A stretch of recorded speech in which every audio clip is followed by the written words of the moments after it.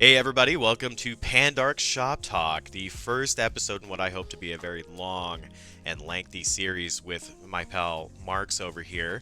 And today's topic, we are going to talk about Capcom games, more specifically what's coming out in the next couple of months. So our agenda will essentially consist of 4 games that we're going to talk about primarily, and then we'll kind of feed into the spin-offs and stuff like that. But we're going to talk about Pragmata first.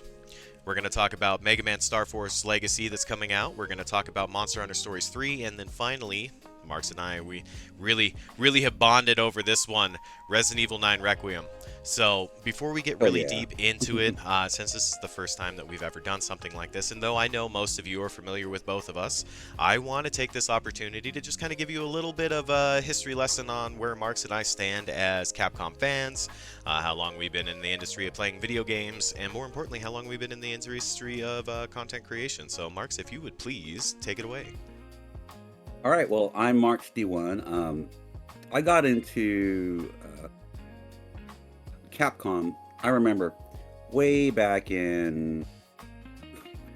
I don't want to date myself too much, but like I would go to the arcades, and that's where I first got my eyes on the first Street Fighter, and so that was like my very first, of course, like for a lot of people, that was my first Capcom experience. Well, the good thing about it that is the arcades are coming back. Like we got stuff like Oh quarters hell and yeah, nickelcade and stuff like that. So you're not dating yourself too much. They're still out there. yeah. So I would, yeah.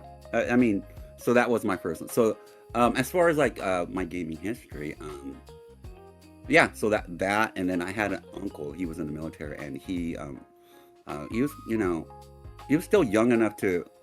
He had the NES, and he had all the consoles when I was growing up. It's like, so that's where I got all my experience with Super Mario, Zelda, and all that stuff. I remember my first console was the PS1, second the Sega Saturn. Yeah, so I didn't know a lot of people that had this. I think the Sega Saturn, is underrated, I agree. um, and it just didn't get a lot of love. Yeah. I loved my Sega Saturn, and I Yeah. remember having my first game on there. A lot of people are like, "Oh, I remember that game, Fighting Vipers." Okay. Sure. Yeah. Yeah, so it's like Slash, Virtua Fighter, Dead or Alive, kind of Street Fighter esque. So I had that, and then I got into Dead or Alive, Okay. and that was my jam. And that's So that, that's when you developed your taste for being a pervert. well, I mean, Dead or Alive beach volleyball. You don't lie to me, Marks. We all know. um, I mean, this was before all of that. I mean, Right. jiggle physics was a thing. Right. That's they were touring with that, and that was in the options. So, Dead or Alive is a but great yeah, game. so Don't get me wrong. Like, despite all mm, the hate that it gets, Dead or Alive is a good fighting game, and I put probably more time because I'm not a huge fighting game fan. I never have been. mhm. Like, I played the old Street Fighters on the Sega, like Street Fighter Hyper 2 and all that other stuff. But Dead or Alive, for whatever reason, like it really pulled me in, and it's not because of the jiggle physics, but a lot of it, the grapple, the ground and pound, stuff like that. Yeah, Like, it was really that's good. what I loved. I loved the different techniques that you could choose from.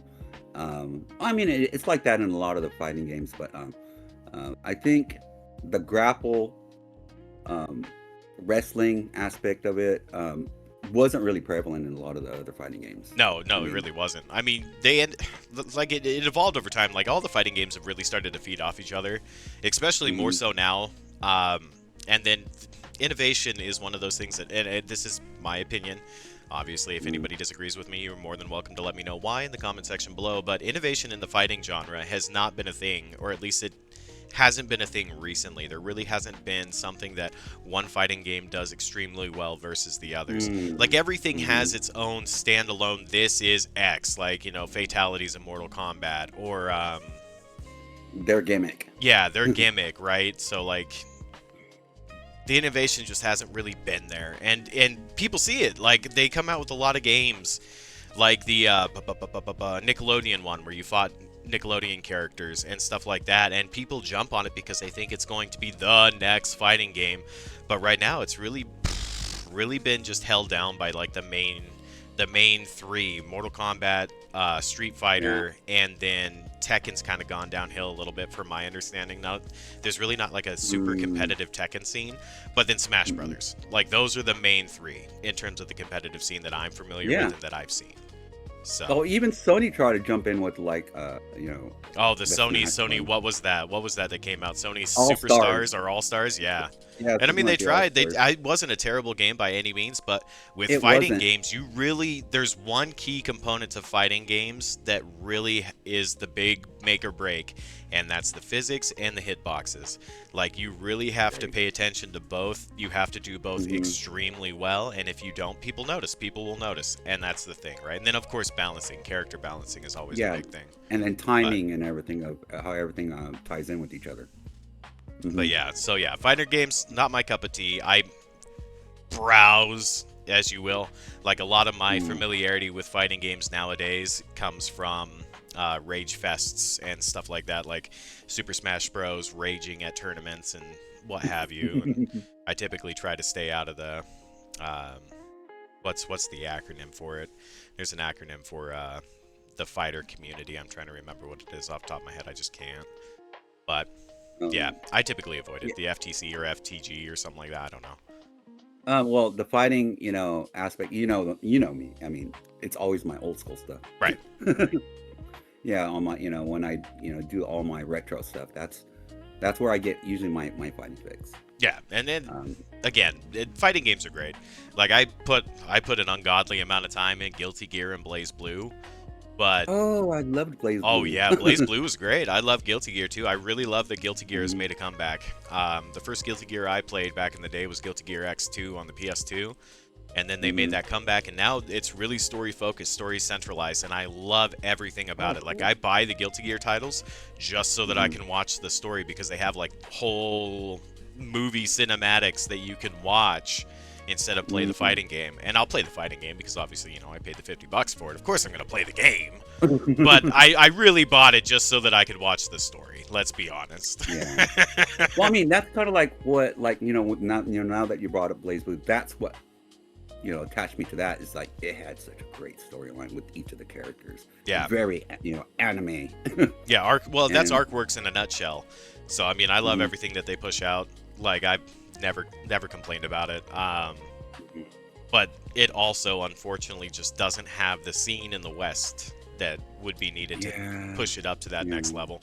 But I mean, they do well. They do well for what they have. Obviously, they pushed out a lot of Guilty Gear games in the last few years, RX Design, stuff like that. So it's not like the end of the world, but I haven't seen anything Blaze Bluey in a while. No, I mean, it's been a while, hasn't it? I remember rocking it on my Vita.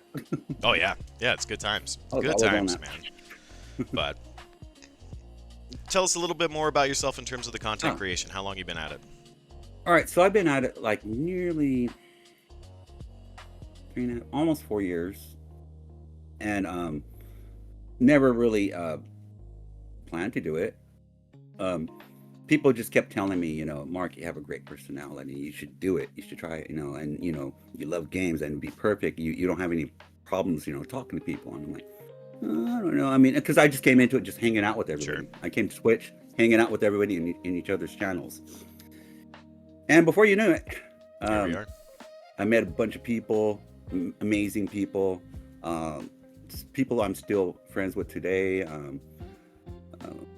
lot of people have seen me before, like elsewhere, like, oh yeah, you used to be someone that used to come into the channels. And then before you knew it, I mean, I've seen the difference, but yeah, before you knew it, I'm here playing games, having fun, meeting amazing people. It's been an awesome journey.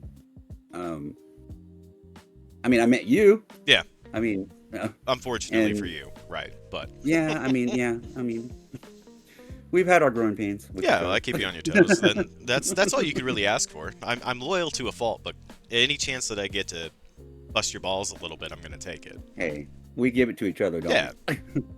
How can you expect to give it to someone unless you can take it? Yeah, 100%. Like, honestly, you can't. And that should be the golden rule nowadays, right? Give what you take, or give what you get. Both will work. Both are valid, I guess. It just depends on your phrasing and how you want to go about it. But it's true. And like, then you get people that are, like, they want to just dish it out, but they never want. And they never want to take it. Yeah, and I mean, Mm. Lord only knows the reason. I'm no psychologist, and I won't even pretend to be one. I claim to be a doctor, but I'm unlicensed. Really, I just tell people to take their clothes off. Oh, that's all we meant. Yeah. But no, that's exciting. I'm glad that you came to the content creation side. I mean, I've enjoyed the time that I've spent with you. For anybody that's unaware, Marks and I, we played a few multiplayer games in our career, but mostly we just give each other shit. Like, in the grand scheme, that's our friendship model. I will troll him. He will try to troll me back. It's beautiful, right? It's great. It's the chemistry. Yeah. But we have kind of set something up, and hopefully this year will be the year that we finish it, but we're trying to go through all the multiplayer REs. So we started with 5. We went through it. We beat it. No thanks to me. Any opportunity that I could team kill Marks, I took. Lower the bridge, and he falls to death. He tried to get me eaten by the alligator. It was very swell. There's plenty of clips on Mark's channel. I would encourage you to go look at them after this and have fun with that. But yeah, so the next one on the list will be 6. Hopefully we will get Revelations 2 in that mixture. But I don't think there's any other multiplayer REs outside of those 3. It's RE5, RE6, and Rev 2. Yeah, I think those are the last ones. Yep. Yeah. But we'll knock them out. It'll be fine. And then maybe in the future we'll do some challenge runs. So we'll both be playing, like, say, RE1 at the same time, see who can finish first. Or something along those lines. Hashtag speedrun, But it'll be fun. It'll be fun. We'll figure that out. We'll let you guys know. We'll keep you updated. But obviously right now the goal is to get through all the multiplayer ones together and try to die as minimal as possible. But let's face it, us two, we are at each other's throat the entire time. So, but that's what makes it fun. It's exciting, right? Anything else you'd like to share before we dig into it? Let me see. So I just recently got done with Yote.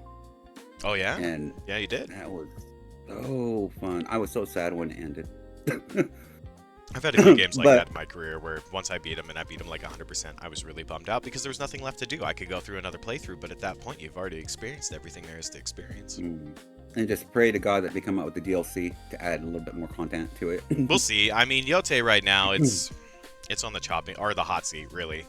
There's been a lot of controversy around it, and I understand why, and we're not going to bring politics or anything into this discussion. No. Yeah. But there's controversy, so I really hope that the studio can rally and pull themselves back together and continue moving forward, because they are producing some pretty solid games. So we'll see. Time will tell. Agreed. Probably something we will end up covering on this channel at some point, I am sure. But we'll definitely try to keep the politics side out of everything, because that's not what you're here for. That's not what you guys are here for. Everybody needs a break, and we're hoping to offer you that. But yeah, everybody needs an escape. This is our escape, right? And stuff like that, content creation, and then doing things like this. This is our escape. So why would we, throw in a detour in there by doing something like that? We're here just to have fun and hang out, and provide a place for people to come and see something that they like or not like. We're here for all of it. It doesn't matter.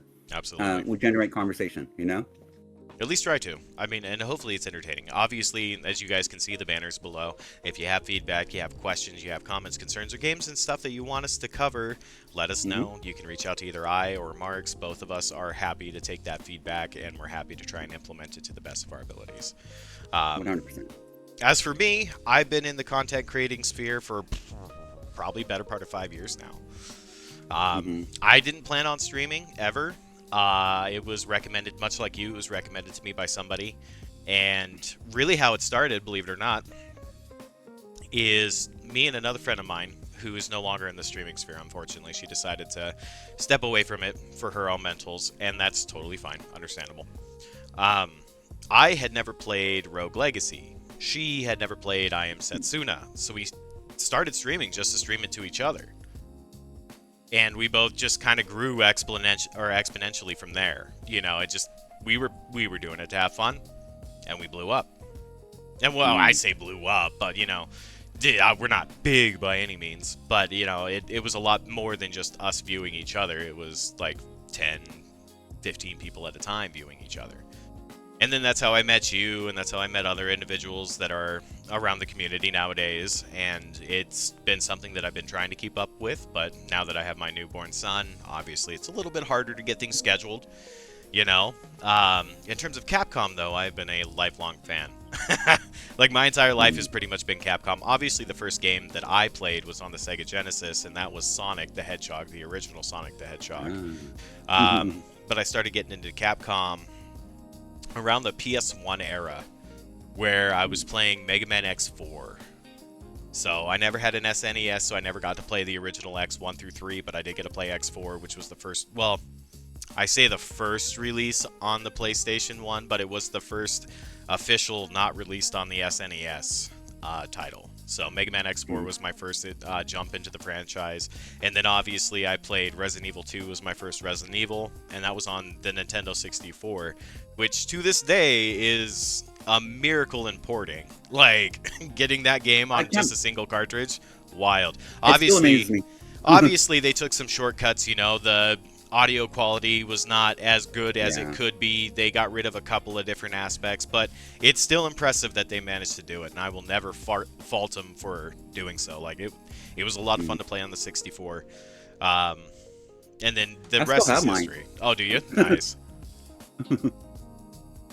But the rest after that was history, right? I've been addicted to Capcom ever since. Monster Hunter is my personal vice when it comes to Capcom games. Excuse me, I can't get enough of them. Sorry, I had a cough and tickle in the back of my throat there. I played Monster Hunter since the original flagship Monster Hunter, with Rathalos being the flagship monster.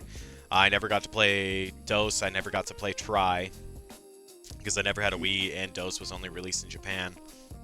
But then I've come back to it recently with the release of Wilds and Worlds, and Rise. All of them have been phenomenal. I'm questing to platinum each and every single modern Monster Hunter title. We're getting close, but it is a grind. Monster Hunter is a grind, that's for sure. But that's pretty much me. I mean, that's where I've been. Digging my heels into pretty much any kind of Capcom title that releases, having a lot of fun with it. On stream, we've been dinking around with Mega Man Zero, which was a Zero spinoff for the GBA. So that's been a lot of fun. But let's get talking about Pragmata. Have you seen anything on it? Have you seen any trailers? Yeah, I seen the initial teaser trailer. Okay. Like, you know, from the Game Awards. Yeah. Because as you know, I stream that, and I've been trying to keep myself a little bit, like, you know, spoiler free. Exactly. For you sure. know I am. Oh yeah, well, I'm the same way. Like, I mean, to be fair, the only reason why I've seen as many Resident Evil 9 trailers as I have now is so that I could come prepared to talk about it. Otherwise, my intention was to see the original release and never look at it again. Until it came out. As far as Pragmata, I'm excited. I'm excited to see, because it looks a step away from, you know, what they're normally used to. Oh yeah. It seems like, you know, well, as far as, like, you know, the sci-fi. Well, I mean, they've done sci-fi before, but something like this. Yeah. And the mechanics seem very interesting to me from what I've seen in that one trailer. And I'm like, well, I mean, it gives me, like, you know, vibes of, like, you know, Dead Space. Well, that's like that. That's what I put on my notes too. I'm like, it seems like a combination of Dead Space meets Vanquish meets Binary Domain, and we'll kind of dig into that a little bit. But for the people that haven't seen it, let me go ahead and show you.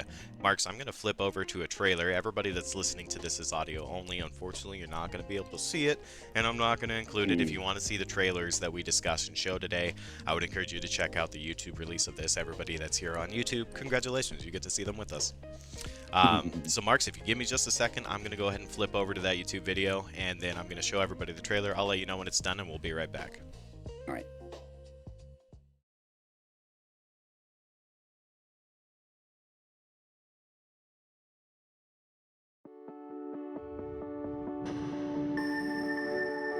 The future.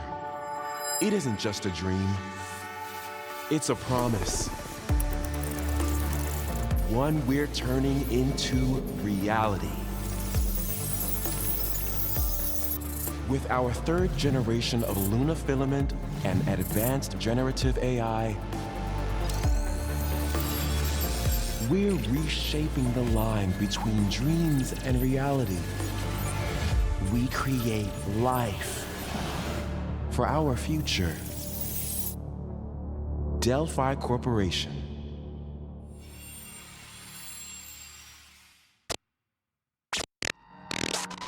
Now let's see about getting paths through to Earth. And why are these things trying to kill us?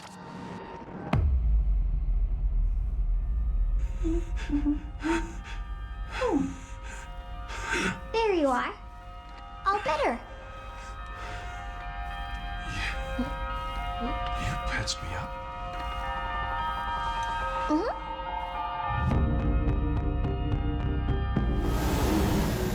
I am DI-03367. They are Pragmata created. Hang on a second. Don't you have a name or something? I'm good. Get behind me! I think I can help.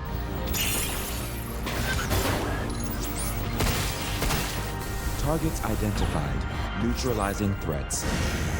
Neutralize us? Looks like we're gonna have to fight our way through. What the? Bypassing first and second firewalls. Hooking control protocols. Initiating hack.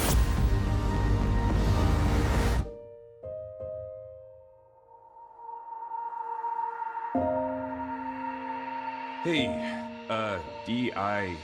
I said I am DI. Okay. Look, how about we call you Diana? Diana?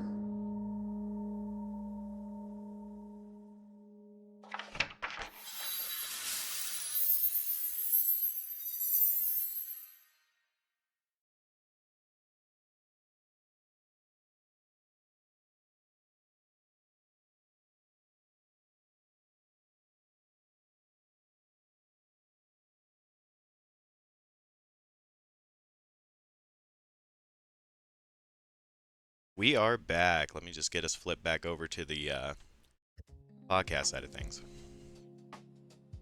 So, for those of you who have never seen the trailer before, that was the announcement trailer that they essentially made to let people know that it's out of development hell finally. Oh, yeah. Because, I mean, originally it was slated for 2023. And then 2023 came, 2024 came, 2025 came. Towards the end of 2025, they're like, 2026 is the year. So I'm super stoked. But much like what Mark said, it reminds him of Dead Space, obviously, because you're sitting in space, you're in these mechanized suits to keep you safe, because space is a very inhabitable area. But what I get behind a couple of different ways that the mechanics and things work from what I've seen is it reminds me of Vanquish in the ability that your spacesuit has like those thrusters where you can like zip from side to side and stuff like that. Maybe not at this same extent as Vanquish, because Vanquish was a really high octane, super mobile shooter. If you haven't played it, strongly recommend. It's great. And then the binary domain aspect is because in binary domain, you're going around killing like these AI robots and stuff like that, and that's your primary focus, primary enemy, which kind of is the vibe that I'm getting out of it. So really excited for it. It's coming out in April. I can't remember the exact date off the top of my head. April 26th, I want to say. Yeah, I think so. So this is the one that's coming out the latest in the 4 that we're going to be talking about. So kind of fitting that we're talking about it first because it's not as close as the others, but I'm really excited to see it. What I have seen from a couple of trailers that I've checked out, Marks, is that it's going to be almost a puzzle-like combat. Yeah, So, I saw that. I did see patterns that you had to. Yeah. With the hacking and stuff like with- that to weaken the enemies so that you can kill them. It's pretty interesting. Obviously, Diana gets upgrades. That's another thing that I saw. You can craft upgrades for her to make the hacking a lot easier and stuff like that. So there's a lot of room for tweaks and improvements to kind of fit your playstyle. I would assume that really it's going to be primarily one of two ways. You can either upgrade yourself and your equipment, or you can upgrade Diana and make life a little bit easier. But until the game releases, I can't say for sure. But I am excited to get my hands on it. I am excited to do an in-depth review on it once it comes out. But unfortunately, we're a couple of months from that. Yeah. It'll be exciting. It's an exciting time right now. They got 4 titles coming out in the next 3 months. It's insane. And 2 of them are coming out in March. I don't know what they're thinking. Now, to be fair to Capcom, obviously the Mega Man Star Force Legacy coming out in March on top of Monster Hunter Stories 3 coming out in March. Fine, let them have it. That's great. And I'm sure Capcom feels the same way. None of us really expect Mega Man Star Force Legacy to do exceedingly well. Like, we have 3 main titles here. We have RE9 that's coming out in February. We have Monster Hunter Stories 3 that's coming out in March, and then we have Pragmata that's coming out in April. So it's spread out fairly evenly for individuals to kind of afford all 3 titles, should they be fans of all 3, but at the same time, the markets for each of these titles are weird, right? Monster Hunter Stories didn't have the kind of success that Wilds did or Worlds did when those came out, because it's more of a strategic RPG. It's rock, paper, scissors. Historically, it's rock, paper, scissors. You have your power, you have your speed, and you have your tech, and each are better than the other, and they just kind of stack on top of them. But it's also a monster collecting game, very similar to Pokemon. So it's interesting to see all 3 titles coming out literally right after another. But at the same time, if you think about it, everybody that's going to be playing RE9 is probably not going to be playing Monster Hunter Stories 3. There's obviously going to be crossover. Anybody that's a Monster Hunter Stories 3 fan may not be a Resident Evil fan, and then vice versa with Pragmata, right? So they're just appealing to the different demographics. A wide audience. Like, Capcom has a wide audience. They're not like Activision. People buy Activision because they like Call of Duty. You know, like what other Activision title has come out that hasn't had the Call of Duty stamp on it recently? Like, obviously you had that Activision Blizzard merger, and then all that kind of went down the toilet. But really, when people say Activision, they think Call of Duty. Exactly. So Capcom, it depends on who you talk to. Somebody says Capcom, they're like, oh, Mega Man. Or they say Capcom, it's RE. Capcom, Street Fighter. You know, it's just got such a wide array of an audience, and then with us, we're like, Capcom. Yeah, here's what do you want to talk about specifically? Like, I'm a huge Capcom fan. Yeah, Onimusha? You want to talk about Onimusha? Oh, hell yeah. I could talk all day about that. So it's definitely interesting to see that, again, they're just stacking layers. Like, they have to do it, though. I mean, that's kind of the situation that they found themselves in. Like, if they waited until November to drop these titles, I don't know if they get the same love as if dropping them in the beginning of the year.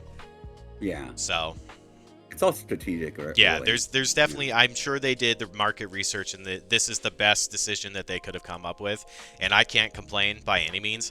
I'm getting 3 Capcom titles that I want month after month after month. Like, I'm on board. My wallet's not on board, but I'm on board.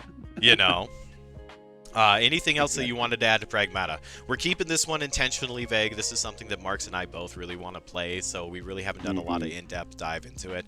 All I'm going to say, for like my closing notes with Pragmata, all I'm going to say is if it turns into a Titan 2 scenario, and I'm not spoiling this for anybody that hasn't played Titan 2, I'm going to be pissed. Yeah. Do not get me attached to a character. Yeah, they better not. So fingers crossed, man. Yeah, fingers crossed. I'm sure it'll be fine. I'm sure it's going to be a great game. I'm really excited to see the story that is involved in it. Obviously, it's had a few years to bake and develop, and Capcom obviously believes in it because they didn't leave it in dev hell. So I'm believing that they made the right choice, and I can't wait to play it. Me too.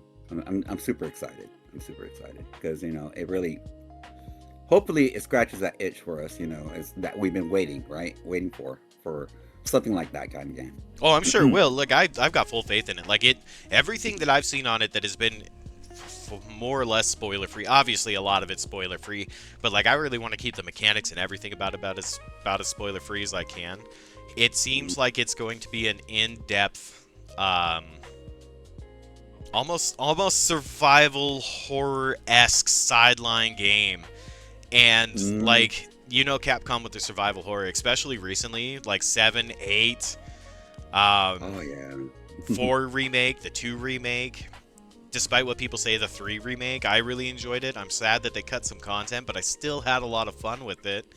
Me too. Like Yeah, it's I had the same experience as you did with 3. yeah, I don't know why they did it. I honestly couldn't tell you, but at the same time, like for anybody that's never played the original RE3 on the PlayStation, like them going into the 3 remake, they would know no better, and they probably loved everything about it.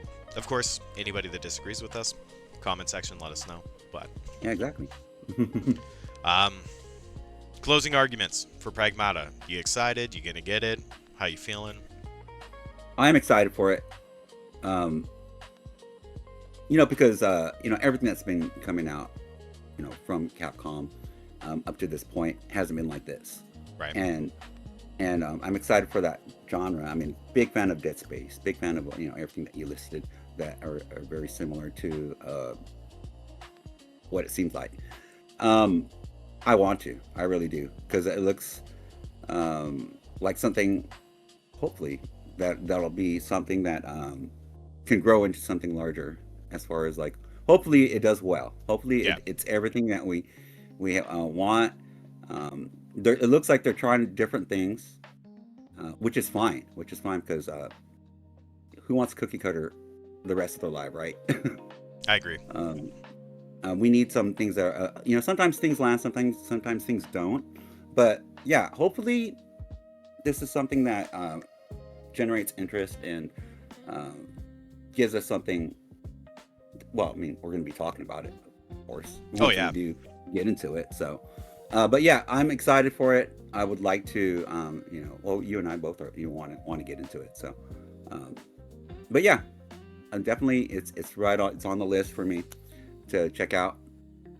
It's right there. No, I'm sure it's going to be a game that develops cult classic mannerisms behind it, for sure. Like, there's just no way. There's just no way. A trailer that makes you feel like you want to protect this individual robot, even though you know it's a robot. Like, the moment Diana pops off and it's just like, well, how about I call you Diana? It's like, Diana? And I'm like, save this girl! There's going to be a cult behind it, 100%. So no matter what. As soon as you have a connection. Yeah, as soon as you have that connection, you're just like, I will never let this robot die. So I'm stoked. I'm excited. It should be a lot of fun. I have no doubt in my heart. Obviously, if it turns out to flop, we'll be back here talking about why it flopped. But until then, I'm holding out hope. I'm having faith that Space Resident Evil is a thing, and we're here for it. Yep. Oh yeah. RE in space with robots. Let's go. Hell yeah. So before we got started, you and I did a little bit of talking as we were testing to make sure our audio quality and everything was fine. MegaMan Star Force Legacy. You're not a big MegaMan fan, or at least you haven't played a lot of them. No, I haven't played a lot of them, like I've told you before, but you guys don't know. I only played a couple of them with some of my cousins and like I said, my uncle. But I never really got into them. I wasn't very hardcore. I played. I can't even tell you which ones I played growing up. But I know you are. I know you're a big fan. Oh yeah. Yep. I've played all of the original Mega Man, 1 through 11. I've played all of the X series, 1 through 7, with the exception of 8, because I'm really struggling to get 3DX as an acceptable function in my life.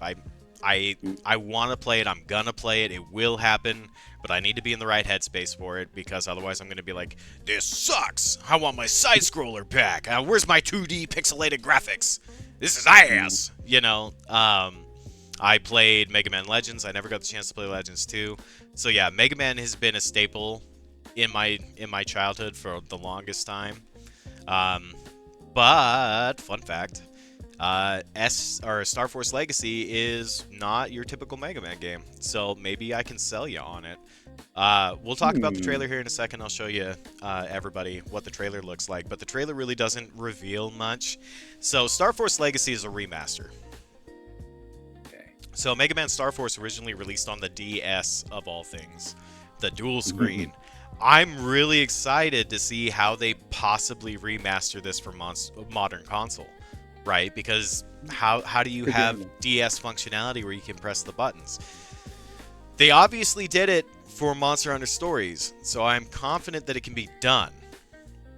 But I'm really curious to see how it works, because a lot of how Mega Man Star Force worked is you had the gameplay up here, but then you had all your options up here. It's a weird combination of grid combat with card combat. Like you get certain abilities and skills in card form, and you have to apply and use them. So they took a weird step away from the typical Mega Man formula of forgive me, I'm stumbling. Early morning, everybody. Bear with us. Side-scrolling shooter style to grid-like strategic combat with cards. It's like 3. Yeah, it's a lot. Yeah. It's a lot. But not only that, the other unique thing that they did is they released 3 copies of the same game with minor differences.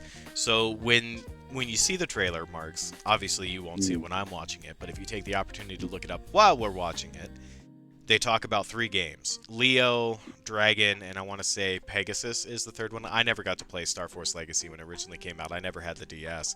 But there's only minor differences between the 3. So it's kind of like that exclusion difference that you saw with Pokemon back in the day, and I kind of wonder if that's where they were pulling that idea to kind of get a little bit more money from Mega Man to get people to bite on the chomps to get all 3 versions. But while Marks is looking that up, let us go ahead and we'll get our trailer started, and we'll be right back.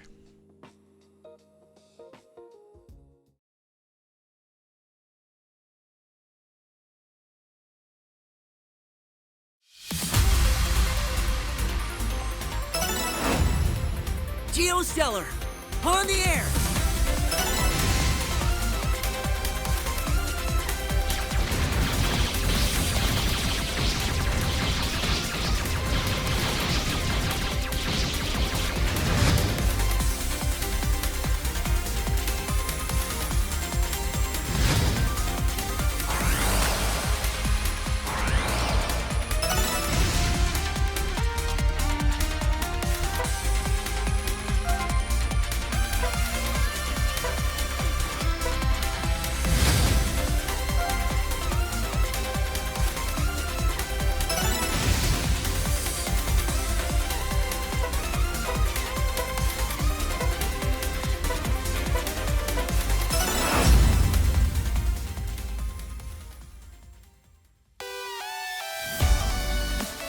The weather is great in Echo Ridge. It'll be a good night for stargazing.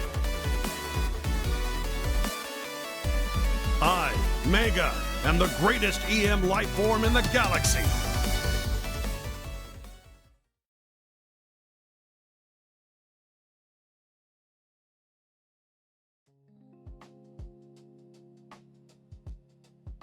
All right, Marks, you get a chance to watch that. I did. What do you think? It does look really interesting. Right?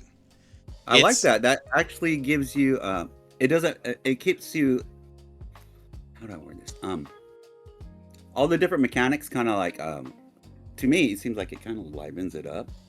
It kind of takes it out of the typical formula that you would imagine for that type of game. Oh, for sure. And it's nice because it's got. I would consider the original Mega Man's almost like an arcade shooter, right? That's about as close that I can equate them. Obviously, if I'm wrong, comments below. But this one is more of an RPG style. Like, you build your character out, you really pace it the way you want it, you use cards that fit your play style, but you're also navigating a map in a 2D top-down isometric format. So there's really a lot of RPG aspects to it that were really popular with the time. So I'm excited to get my hands on it. Try something new, try something different. Because again, we're no stranger to Mega Man on my channel. We played X for a number of years when I got my hands on the original X collection. But then we also got the Mega Man collection, so the 1 through 10. We picked up 11 on its own. It was a standalone release recently. And then we've been ripping into the 0, which Mark saw me get my butt kicked a lot. But yeah, it's a unique spin on the Mega Man concept. It's going to be a lot of fun. It takes place after Battle Network, which was on the GBA. That one was a little bit different as well. Instead of being frontal gridlocked, it was side gridlocked. So you're moving up and down like this, fighting the enemies. So I'd say look into it, Marks. I've never personally played it. I'm excited to see it. I'm excited to get my hands on it. But maybe this will be what gets you into Mega Man. Who knows? It might. It looks kind of interesting to me. It's like, oh, okay, all right. It's because it's like I've played Mega Man games, but like sporadically, and seeing it done this way, it might. Yeah, It just it's a lot different, and it might tickle the fancy of somebody out there who is also not a Mega Man fan watching us talk about it today. Who knows? I mean, I always love to persuade people into the Mega Man aspect, get that IP a little bit more love, so we get a little bit more Mega Man games in our life. Nobody would complain. Me specifically, I would never complain about that. Help me, help you, help me. Any additional comments or feedback that you would have on that one? Not necessarily. Maybe I will go, just go back on it because, like, I know you're such a big fan of it. Maybe I'll give it a shot. I mean, there's been games that I never really gave a shot before, back when they first came out, and then now that I've revisited, I'm like, why? Like, Red Dead. Red Dead. Yeah, Red Dead. You see how much fun I'm having with that yeah. game. It's like I never really gave it, because I heard people play it and love it. It's like, why did I sit on that? Yeah, you had So other I'm games having that came fun out with at the time that were grabbing your attention. It's true. Like a good example with me recently is I had platinumed 3 out of 4 Darksider games. So I platinumed 1, 2, and 3, but I never platinumed Genesis. And the reason why I never platinumed Genesis is because it was a departure away from the typical formula. And when I say typical formula of Darksiders, that could be, just kind of a grab bag of crap. Because the first Darksiders came out at a time that action adventure RPGs were super popular. So, you played war, you got upgrades, you revisited old location to get even more upgrades, and then Darksider 2 came out, and they're just like, well, what if we add unique armors with attributes and defense and attack? Really just give them the ability to get in there and build their character. And then, of course, Darksiders 3 came out after the whole IP dispute and everything was settled with THQ and Nordic and all that, and it came out at a time that Dark Souls was super popular. So now we have Darksider Dark Souls, which I had a lot of fun with. I love Darksiders 3. A lot of people, that one was fun. A lot of people weren't a fan of it because it kind of strayed away from the original formula that they had cooking up there. But then you got Genesis, which is a top-down arcade isometric shooter. I'm like, what are we doing here? What were we going with? What was the plan? Like, were we feeding on the Diablo hype of 2024, 2023? Like, what is this? Actually, I think Darksiders Genesis came out a lot earlier than that. Anyway, regardless of the years in question here, I didn't platinum it until last year, when I was in the headspace to handle a game that played like that. So that was where my long tangent was going. Sometimes you got to be in the headspace. Sometimes you got to really want to be 100%. There. It's 100% like me. I never really gave any Souls games that much attention before, until people just kept telling me, Mark, you need to get into it and give it a shot. And it's like, it's like I know it's not Souls, but like, I used to love the hell out of RPG games and stuff like that, like, Oblivion and all them, right? Sure. And people try to say, they would try to say, hey, it's like that. It's like, I don't think so. Yeah. So like back when it first came out, I didn't really give it that much of a shot. And then now that I've, got into, being a streamer and streaming games that get me out of my wheelhouse, and then friends constantly, our friend Irish, he's the one that got me freaking Elden Ring. Yep, Irish and he's is like, Mark, you got to play Souls this. Player, It's amazing. You got me that game. And it's like, all right. And then other friends kept telling me, Mark, you got to play it. And it's like, I don't know. That's not my type of... And then when I finally got into it, it's like, now I want to play all the Souls games. Yeah, it's the rewarding feeling that you get when you actually conquer a boss. Like, it's frustrating. It drives people insane. You got those good players that, can play with a HDMI saxophone or on a DDR pad. Like, those are legends beyond legends. Like, I'm just grateful that I can beat the boss. But yeah, I've loved Souls since like the first Dark Souls came out. I never got the chance to play Demon Souls because it was on the PS3. I didn't own one at the time. I was an Xbox kid because of achievements. I'm like, ooh. Yeah. Oh, the noise. from the achievement. Bling. Yeah, but yeah, so it's one of those things that, and obviously I got to beat Demon Souls now that I got it on the PS5, but I got to be in the headspace for it. Yeah, you have to, especially. Oh man, yeah.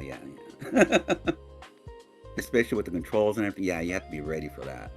And then all the time is in iframes and all that stuff. You have to get. All right. Any closing arguments with? Any closing argument? Sorry. You're fine. You're fine. This is gonna happen. This is inevitable. But if you talk over me again, I swear to God, I'm gonna mute you. Any closing arguments, Mark? Pragmata, excited. MegaMan stuff, intrigued. Let me see. Anything else? No, I mean, as far as what we've talked about, nothing right now. I'm just, reserving thoughts.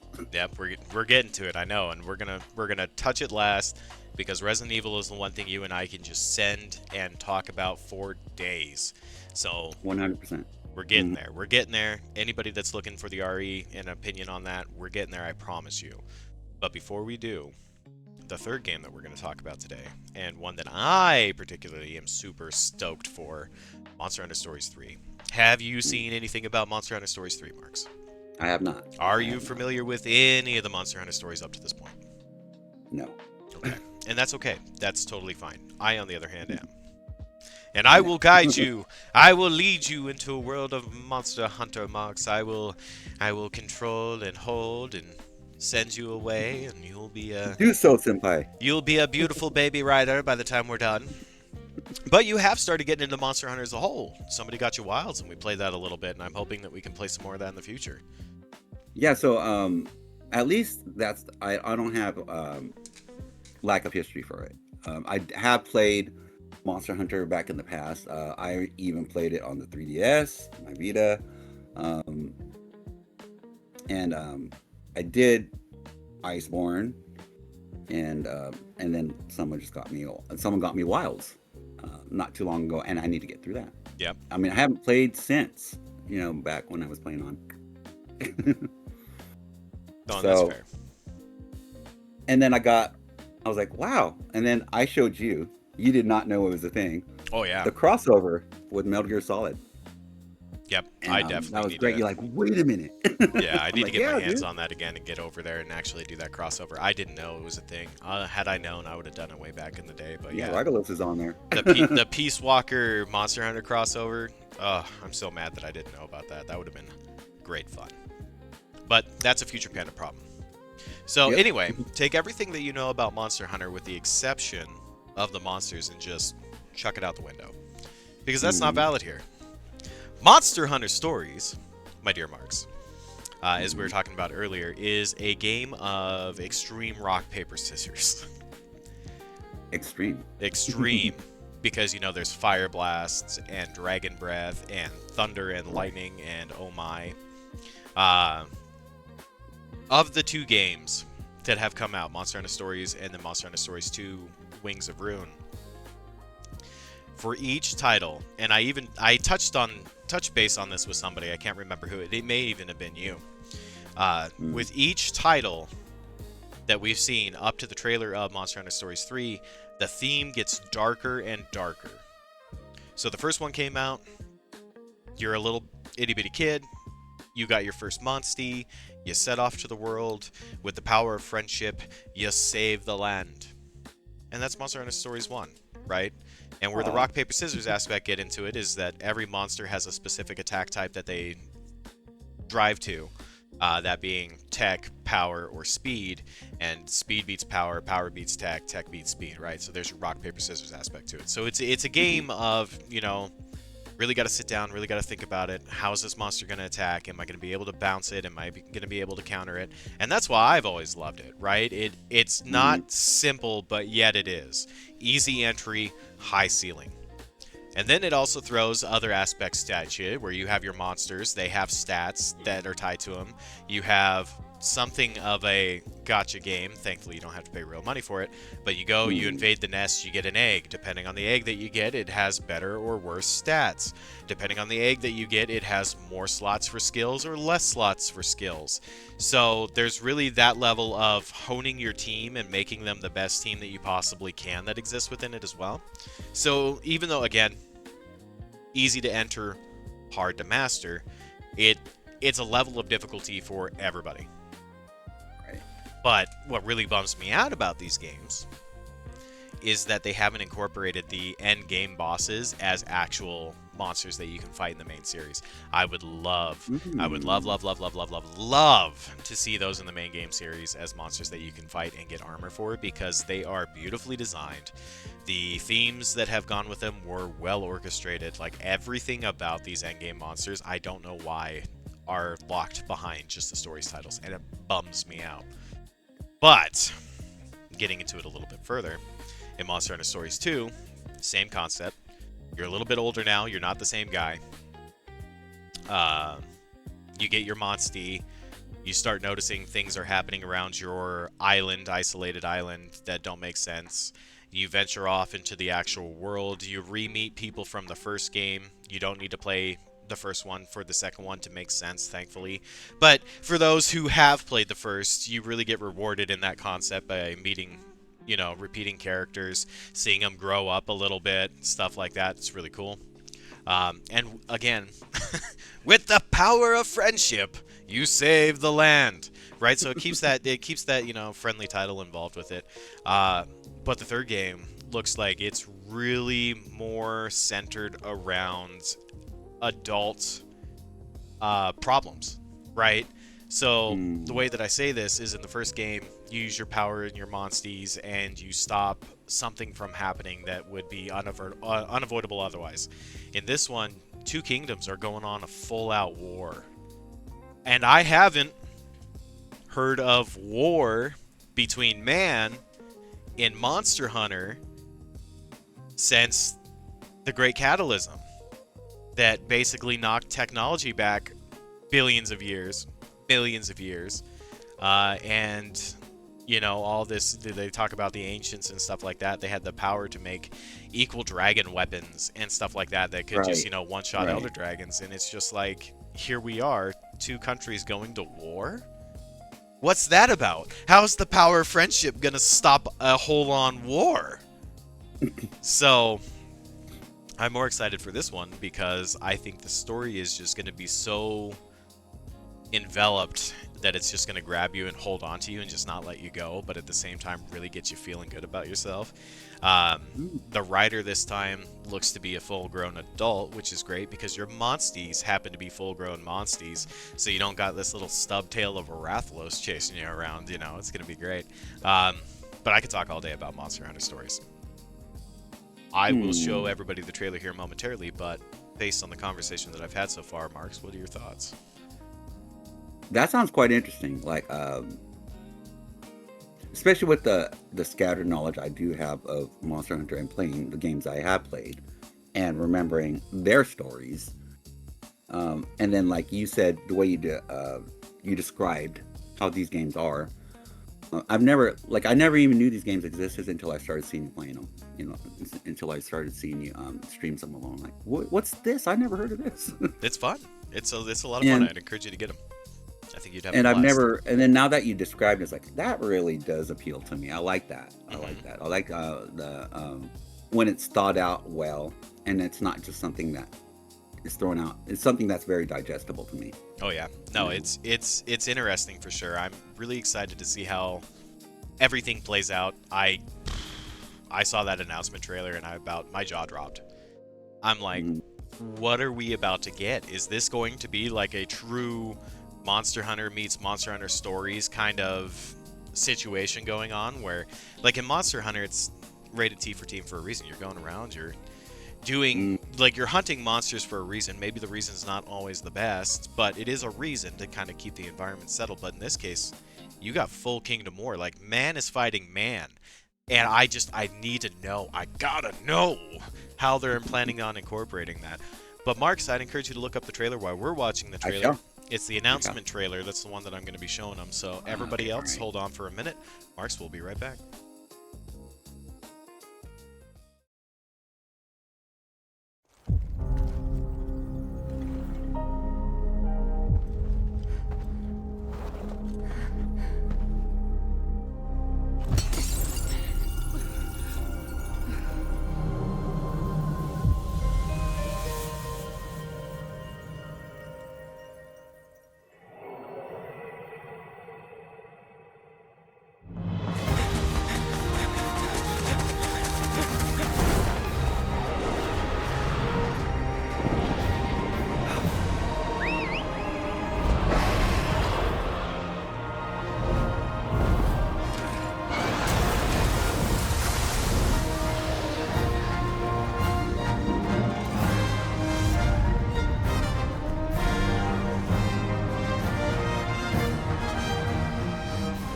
Our ignorance is proving fatal. The encroachment threatens to drive our people out of house and home. But this divide has brought our two kingdoms to the brink of war. And you are the sole Rathalos rider in Azuria. My people have been driven into a corner, and the point of no return is looming before us. Can't afford not to go. I cross the meridian and keep going. Ratha! But it won't be for long.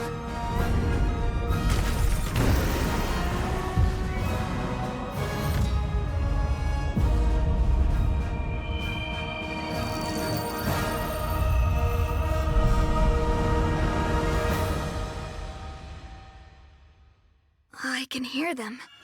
Two sounds. Overlapping each other.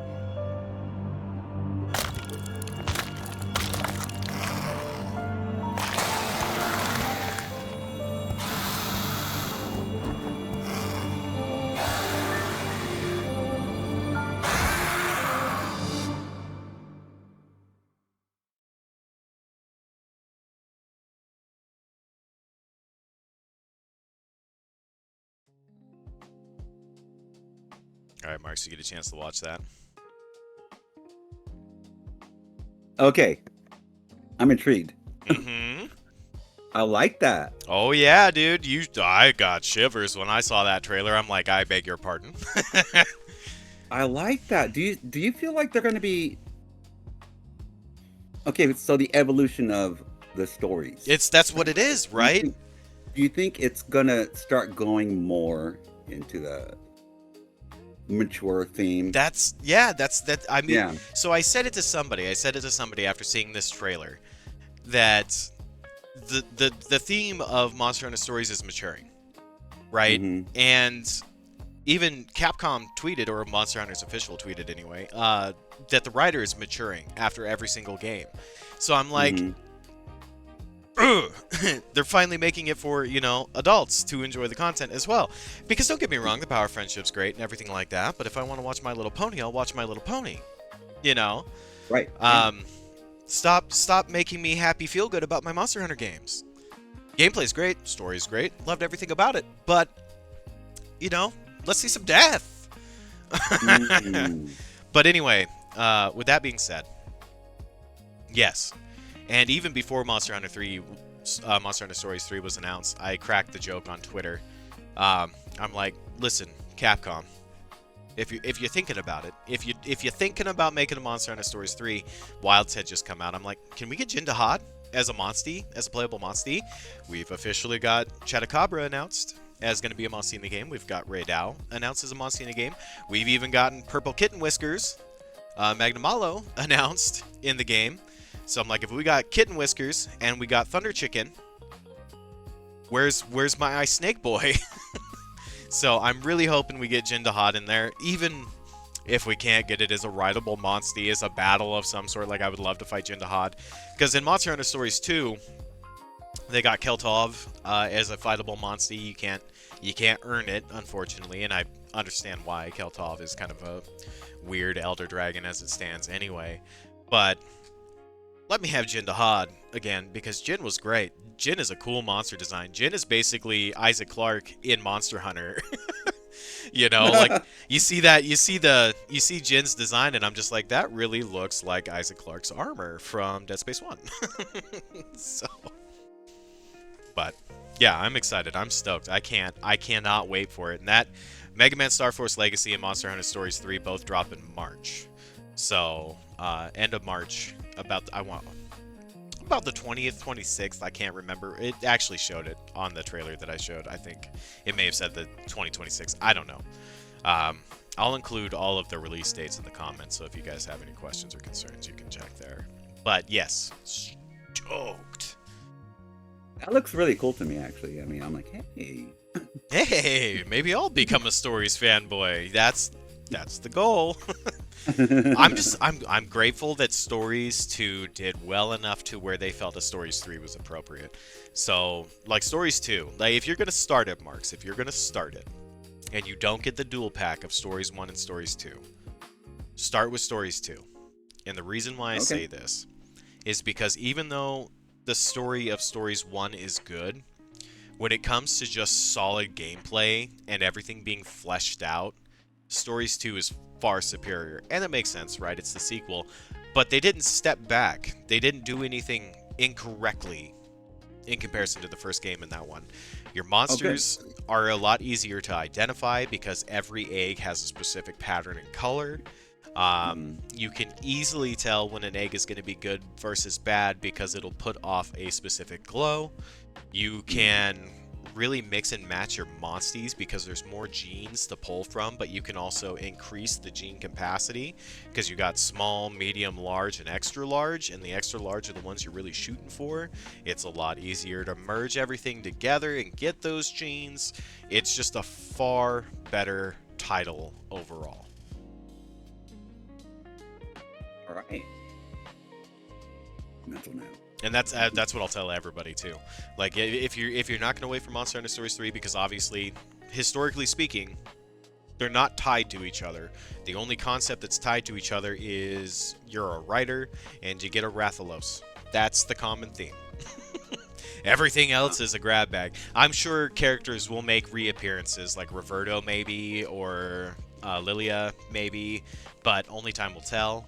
Obviously, Naviru's not going to be in this one, which I thought was really interesting, but it makes sense if they're going for a more mature theme, because Naviru was basically comedic relief. Like that was his whole purpose in the previous games, is he was just purely comedic relief, right? So after seeing this trade, because that's what I thought was odd, you have a different Palico partner in this one. I'm like, why don't they have Naviru? But the more I see of the trailers, the more I start to read on it, the more it starts to all make sense. So I am really curious about this one. I think it's going to be a lot of fun. Obviously, once I get my hands on it, we'll have a full-on review. Or if Marks gets his hands on it first, Marks will have a review. But we'll see. We'll see. Only time will tell. And I know, Marks, you've been waiting for this, but any closing thoughts before we dive right into RE9? Now, after seeing that trailer and after talking to you, I may consider going to Stories. So that's my closing argument for that. There we go. I don't know too much. I mean, besides what I played in the past, I don't know too much on the Monster Hunter franchise. I'm looking forward to getting into Wilds with you. yeah, Wilds will do. We'll keep you guys posted. If you have any questions about our schedules, let us know. We're happy to, again, comments below. You know at this point. You know what to do. You know what to do. Yell at us, tell us we're great, give us little smooches, whatever you feel like. Finally, this is what Marks has been waiting for. This is what I've been waiting for. It's Resident Evil time. What trailers have you seen? All right, so as you know, like we said, I tried to get myself spoiler free, but like I've seen stuff. I've seen reveal trailers online. I've seen. I lost my mind. Okay, first of all, I'm like, oh, this looks really cool. I'm happy that we're getting a brand new one. This looks, who's this character? It's like, who are these two? Wow. And it's like, so like you're just like trying to figure out things. You're trying to digest everything, and you're like, And then like when I saw a second trailer for it, the one with Leon, I'm like, hell yeah, yeah. Hell yeah. I'm like, freaking hell yeah, Leon looking badass. So yeah, that got me chills. To see him. back end. It looks pretty badass. I'm looking forward to seeing where they're going with everything, how they're tying this all together. Because as you know, big franchise fan. Played all the games back in the day when they first came out. Streamed all the games up to us on 5. And just anything Resi, I'm down for. Oh, 100%. I'm so excited for it. I love the Ethan Winters story. I was like, rest in peace, Ethan. Yeah, it's like, and then like after you get more time to sit with it, and you're like, oh, okay, it does fit within the franchise. You know? So I like that. There really hasn't been too much, despite probably what we're going into, because like as far as its theme and everything like that, what you and I are going to be going into next as far as the Resident Evil co-op, the Michael Bay of Resis. Yep, the Michael Bay of Resis. Yep. I didn't really hate that one either. It's just, oh no, I liked it. Different. Yeah, it's different from what they have, the formula that they've, you know. It's been kind of like, yeah, and well, I mean, to be fair, it's different it's fine to experiment, right? Obviously, it is. Not everything you're going to put out as a winner. I loved RE6. The only part of RE6 I didn't like was Jake and Ashley's storyline. That was it. Same. Yeah. Same. Yeah, I felt it was completely unnecessary. I'm like, yeah, give me Chris and Prez. I think that was his name. Give me them all day. Give me Leon and Helena all day. Fine. But Ashley and Jake, what the hell was that about? I was like, let's throw some emo shit in there. Yeah, let's. My dad's Albert Wesker. Nobody gives a shit. Nobody gives a shit. And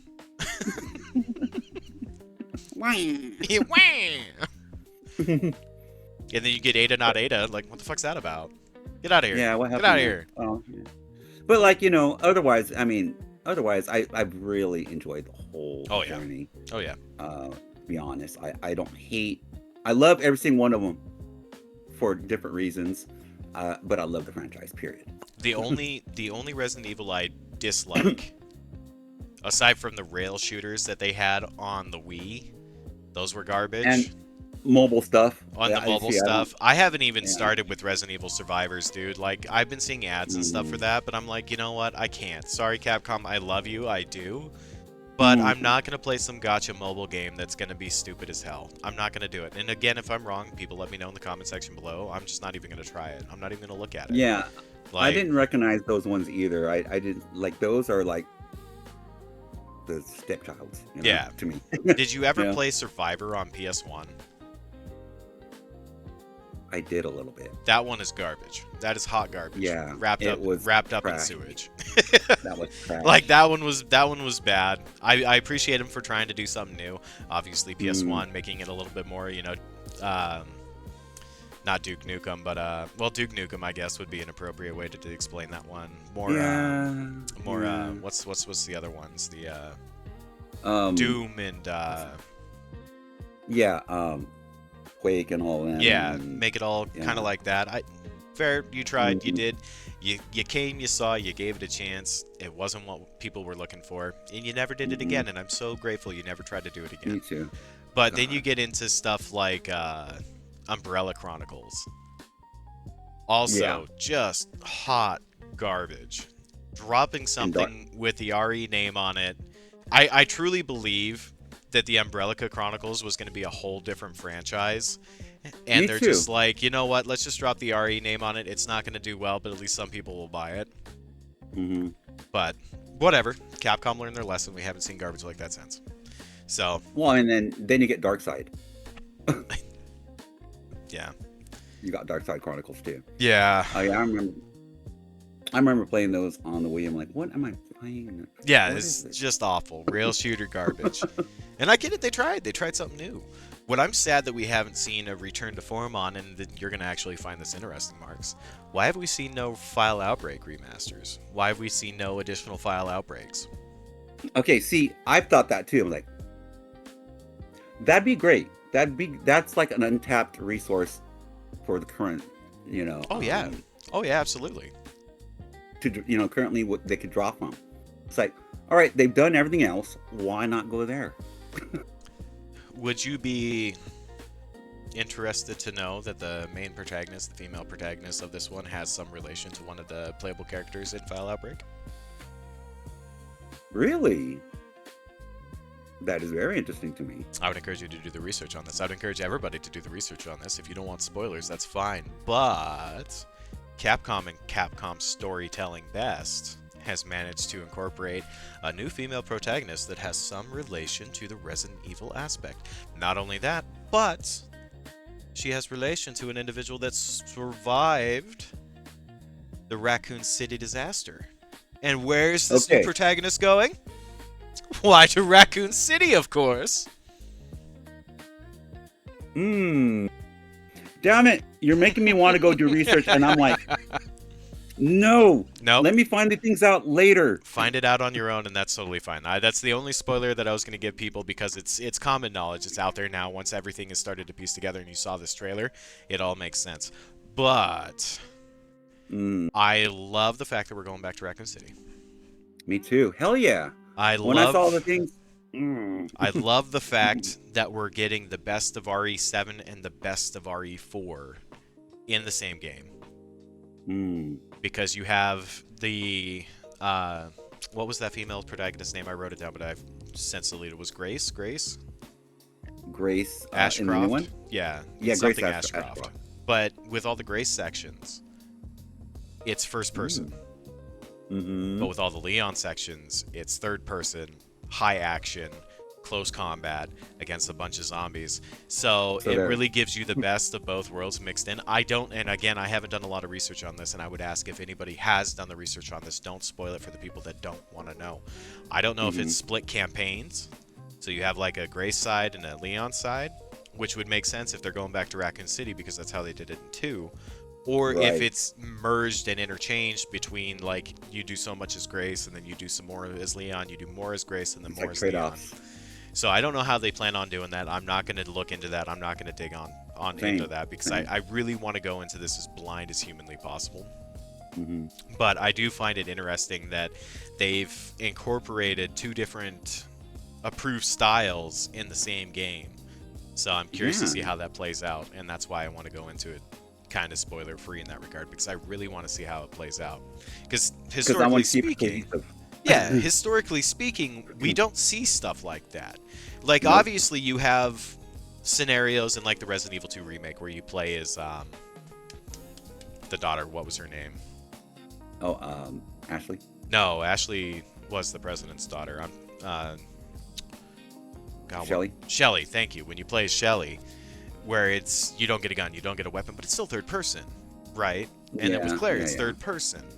So it's weird to see them bounce from first to third in that kind of concept because even in 7 and 8, it was all first person. Right. It stayed the same. Yeah, even with Chris, it was first person. So it's going to be interesting. I'm really excited to see what they do with it. I'm going to have a lot of fun with it. And unfortunately, the bad news is it comes out in February. Good news. But it comes out in February and my wallet's not ready. Same. Well, it's around my birthday, so who knows? Oh, well, I mean, I've already flipped you $5 towards it. Yeah. Trying to get that movement started. If for anybody that's not aware, both Marks and I have Thrones. I would encourage you to visit his over mine. But and I encourage everybody to visit his over mine. Why you do this? Why do you do this, my guy? But anyway, we have you deserve the love. We have the Thrones. Both of us set up his wish list. This has been encouragement from individuals that have come in and out of our streams. They're just like, how do we support you if you don't want to be supported via X, Y, and Z? Throw games that we'd like to see up on the channel there. Both of us have suggestions open. If you have any games that you would like to see us play after listening to our content here for the better part of an hour, let us know. We're happy to look into that. We're happy to be there. But any opening arguments before I start this trailer, Marks? Just that I'm excited. Seeing that, the journey that we've gotten to, especially with 6 and then Village, and it's like living in the time of right now that we're living in right now with Resident Evil. I'm excited for it because It's went a lot of different ways, different places, and some may have landed, some may have not. But I'm here for it. I'm here for all of it. Oh yeah, because I'm such a big fan, and you probably much more than me. Um, Big fan of the franchise as well. So like you and me are just like, oh yeah, as far as talking about Resi. yeah, Resi all day, dude. Like the only, I can't stop. I've obsessed. So basically no closing argument because it's gonna stay open. Oh yeah, it's open forever. No, totally, I get it. So let me go ahead and show everybody this YouTube video. If you're curious, it's the announcement trailer video. It's not the one that goes over Leon. Again, for anybody that wants to kind of spoil themselves, there's a bunch of trailers out there, gameplay footage out there. Please go check it out on your own time. Marks and I are going to try and be as spoiler-free as possible in this regard. So, but I will be right back.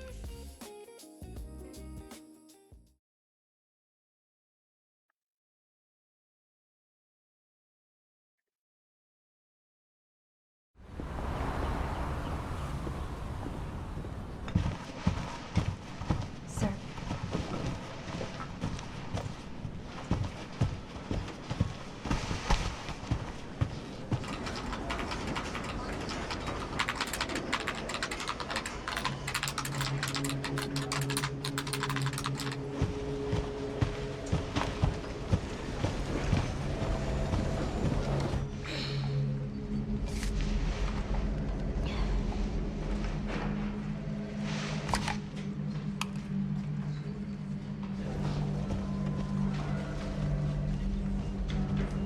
Grace! Grace! Grace Ashcroft. Yes? My office. Oh, coming.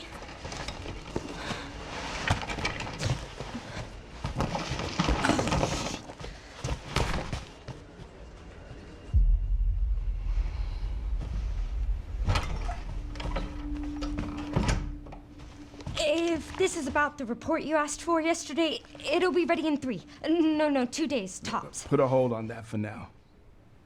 We found another body. One that exhibits the same pathology as the others we've been investigating. Now, I need a good technical analyst on this.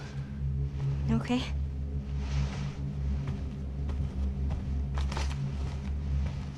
I need your eyes on the crime scene. The Renwood Hotel.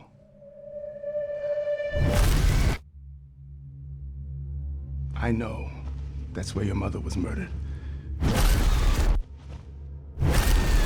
Alyssa died 8 years ago. Perhaps it's time for you to face the past. Grace.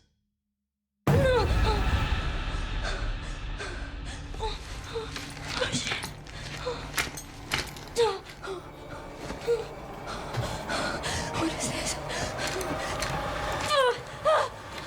Hey!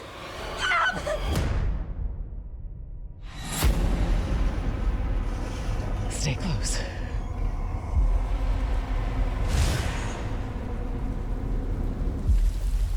They're coming. I know now that you're the one that I've been searching for.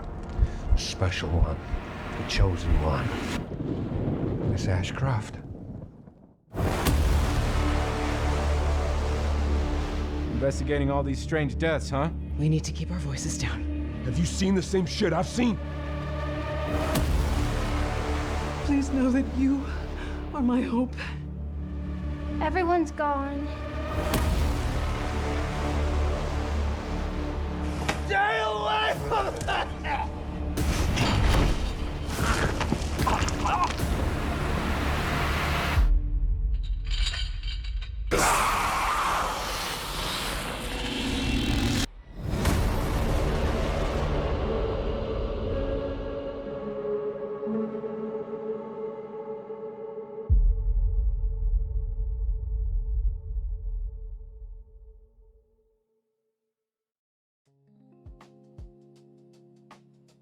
Oh, I'm so excited. So excited. Yeah. But yeah, Are you kidding me? it looks like it's returning to that true horror vibe, you know? It's not like it's something that kind of horror and then a little bit of action, but it's like that true return to horror like they did with 7. So I am super stoked. I can't wait. 1 month, Marks. 1 month. Yes, I can't believe it's here. I know, it's nuts. A month. They announced it out of nowhere, and all of a sudden it's just like, oh, I gotta wait 5 months, 6 months for this, and all of a sudden it's just like, wait, what happened? Like that was yesterday, right? I was complaining about that. Where'd time go? Mm-hmm. It's like, wow. I'm excited, like you and I have been just staying spoiler free, and everybody's been out there. There's gameplay and stuff like that. It's like, oh man, I can't wait to finally get my hands on it, dive into it, and then dissect everything. Oh, 100%. Oh yeah, there's gonna be so many references. Because you'll get people that just play through it, and it's like you and I will just like speculate everything. Oh, 100%. We're gonna read all the files. We're gonna go through and just kind of revisit moments and just be like, oh, I didn't notice that before. Like even checking the trailer now, I didn't realize she was an FBI agent, Grace. Yeah. I thought she was a reporter. So I'm like, yeah, okay. That's what I did. That's what I thought too. And then I watched a couple more, the same one over. It's like, oh, and like towards the end where you actually see that she's actually FBI. Yeah, I'm like, well, okay, well, hell, at least she's got some formal training. She knows how to handle a gun. So it's not going to be, at least it's not like just all of a sudden some random girl gets a gun and ace marksman. Well, like Ethan, at least with him, it's like he wasn't like, crack shot, Oh yeah. He's like, okay, he's average Joe, Yeah, barely made it out alive. Mm-hmm. But no, it's gonna be good. I'm really confident that they did a great job with this. The graphics look phenomenal based on what I've seen from the in-game footage. The gameplay looks phenomenal based on what I've seen from the in-game footage, as much as I've been willing to look up, because obviously I want to talk about it a little bit more than just I want to play this game. So, but yeah, it's gonna be interesting to see how they tie all this together. See how much they pull from the franchise, like from either games. I don't know how much have you read any literature or anything like that on it, like lore wise and stuff like that? Yeah. Well, I mean, I'm watched a bunch of videos, read a bunch of literature on it. Like for the most part, with the exception of dates, I can kind of outline the chronological history of Resident Evil. Right. I'm not that's what I'm saying. That's where you're above me, as far as Resi nerddom. Yeah. I can't game wise, yes, but like as far as like events, how everything fits ties together. Yeah. Right. But it's interesting for me to talk about. I love it. I'll talk all day about it. Oh hell yeah, for sure. And I'm really excited to see, because we see zombies in the trailer with Leon. We see them. They're there. Fine. T-virus. 100%. I get it. They probably cordoned off Raccoon City. You saw the crater of where the bomb struck. Yeah. At the end of 2 and the end of 3, because they take place at the same time. Mm-hmm. So we know that it's definitely Raccoon City. We see the RPD police station. We see the statue, the infamous statue, right? That's in so many of the games. But what's interesting about it is, despite us seeing zombies on the Leon side, on the Grace side, we see like almost another Lisa from like 1. So it's going to be this monster that chases you throughout the consistency of the game. Like, is that going to be her nemesis? Right. Is that going to be her nemesis? I'm really curious to see how that incorporates. But not only that, we have some shadowed masked figures. Are these zombies that have gained some form of intelligence again, or like special mutations that have started a cult? I mean, like it. I need to know. I mean, Wesker. We have Wesker, right? So like, who's to say that there wasn't like a cabal created by him? That's true. Something like that, right? So it's true. It's really interesting to see. I'm stoked. But I mean, I've already speculated so much on it, on where it's going, what it's going to look like. I didn't realize that they added Leon until obviously it was announced, and I avoided those like crazy. I'm just like, Grandpa Daddy Leon, I'm excited he's back. But obviously he's getting older, so this takes place in a good aspect of the future. Are we going to see Chris? Are we going to see Chris after the events of 8 and the shadow organization that he's working with,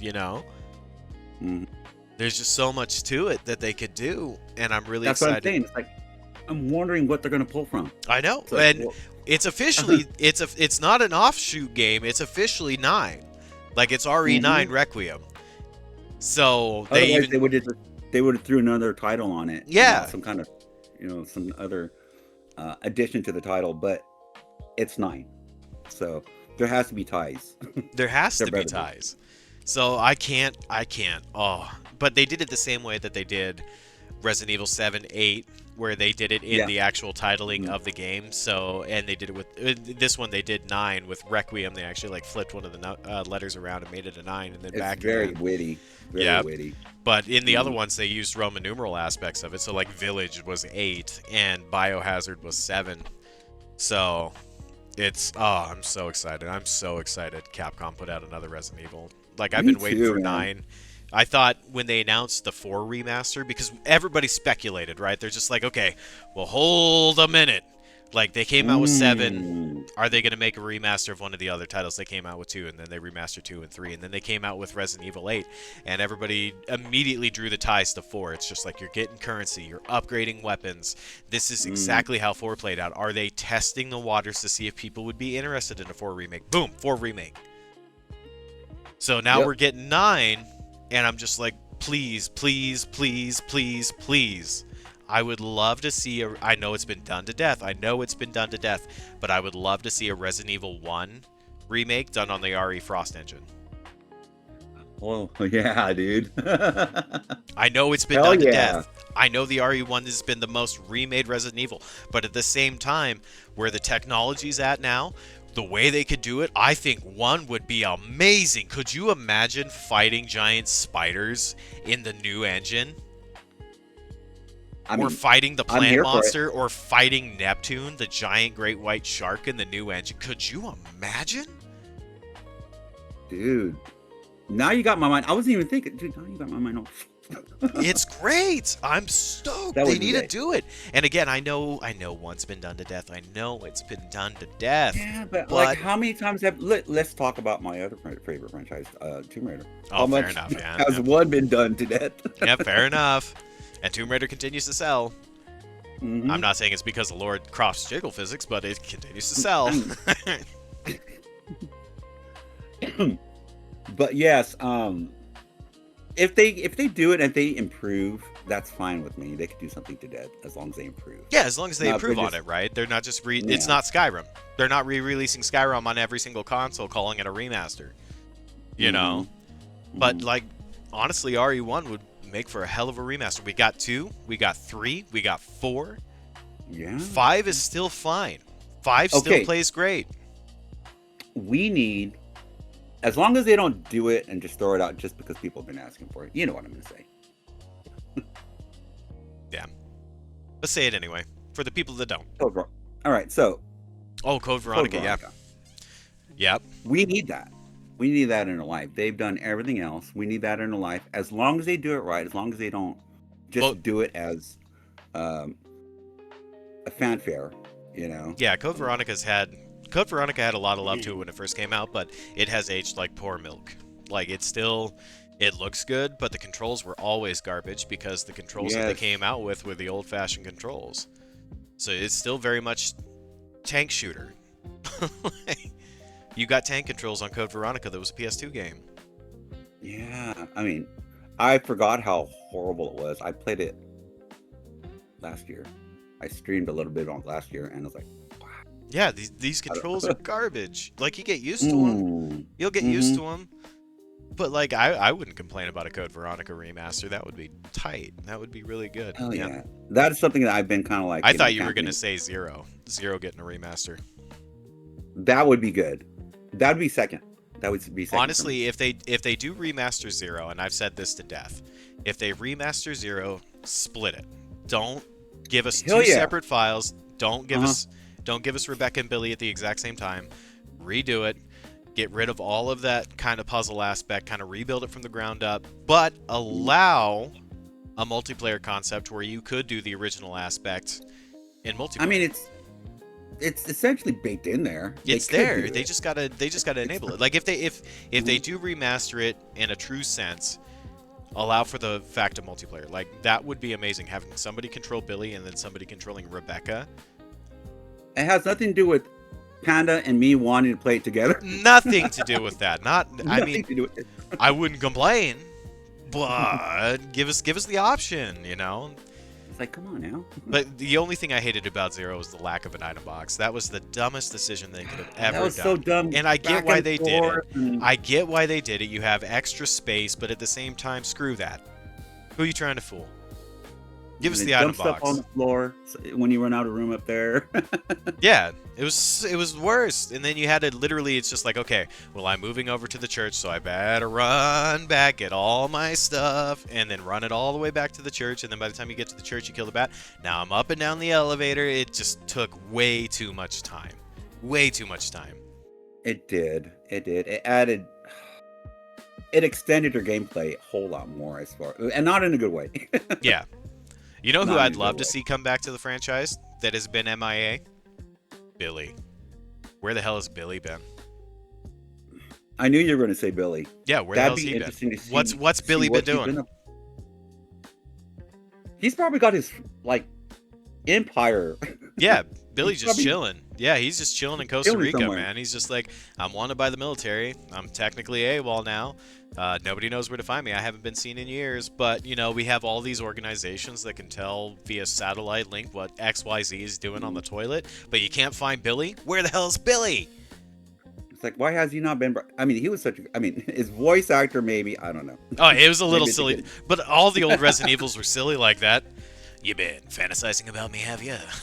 You know, all of the old Resident Evils were that silly. Like Carlos out of 3 before the 3 remaster. Oh my god. Carlos was a goon, dude. He was so silly. Yeah, you're right. And That's even true. even Resident Evil 2, like, for as much as I praise the original Resident Evil 2, the first 5 minutes, sorry, it seems like your party's been canceled. There was never good dialogue in any of those games. But I guess that's what it got us, right? Yeah. It got us regardless. I mean, like, come on. It's like, what is this? Yeah, it's fine. It's totally fine. I'm good with it. I'm happy with it. But yeah, that's just It's campy. none but, of like, none you of know, the it's original ours. dialogue. The only thing about the original dialogue I remember is those silly scenes. But I love it when they throw references to it in the remasters. I can't think of any off the top of Oh. my head, but there have been a couple Well, of the- references to it for sure. Well, the bingo one. Yeah. Yeah. So that stayed in there. We're like, oh yeah, hell yeah. That better stay in there. Hey, Queenie, suck on this. Yeah, but oh. Yeah, so you guys are lucky. You guys are lucky. Those of you that are watching, on you viewers, Panda and I mean, we could spend days on this Oh, topic. days on the topic. Unfortunately, we're gonna keep it short. And Marks and I are under no illusion that if you guys are watching this YouTube video, you're not actually watching us. You're just listening, and that's totally fine. We happy that we could provide some kind of background noise while you're doing dishes or you're cleaning something or you're playing a video game, because let's face it, I'm guilty of it. I listen to 2-hour videos while I'm playing video games just to have that background in my ear to keep my brain focused. So I get it. We're not offended, but for those of you who have watched, let us know. How'd we do? What would you like to see? What would you like to see more of? Yeah, give us any advice if you'd like to. Give us any suggestions, like you said. You know, if you want to see us talk about certain other topics as well, like in any other franchises, maybe something that we may not know too much about. We could look into it. We could talk about it. Well, the next one on my list, and I'll tell you this right now, Marks, is Koei Tecmo. Okay. Yes. Yeah. Neo Yes. Neo 3 is coming out. Fatal Frame Remastered 2 is coming out. Koei Tecmo's been putting some moves in recently, and I think they need some love. So if it's not Koei Tecmo, it'd be something different. But definitely, I'm feeling Koei Tecmo. But where I pick Capcom, it's your turn to pick next, Marks. So choice is yours. Well, Ball is in your court. All right, I shall think on that. Oh, you have plenty of time to do so. Hopefully we have this on a weekly format. Depending on how things go, it may very well be bi-weekly. If you want to see us do this live, let us know in the comment section below. We can start doing this live for you guys and answer questions, do a little bit of Q&A. But again, this was Pandarx Shop Talk, where Marks and I just kind of talk shop about titles coming out, what we think about, where they're going. And yeah, happy to be here, happy to do this, and we look forward to hearing from you in the future. We look forward to seeing you again. Thank you very much. No, Marks, it's been a pleasure. Any closing arguments now that we've gone through all 4 titles that we look to talk about today?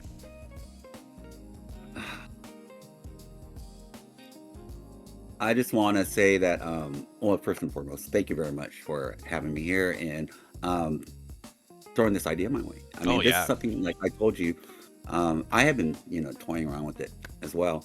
But I'm like, wow, perfect timing. Like hive mind a little bit. But thank you very much. Thank you very much. We've been friends for quite some time, and the way we talk, the way we banter, it was just it was bound to happen inevitably. Like, I mean, the amount of time that we've spent on the back end talking about stuff like this, why not just start recording it, right? Yeah, why not? Why not? And we don't have a problem, talking in front of the camera either. Oh no, yeah. Clearly, we're both. So we're not very shy when it comes to that. It's whatever at this point.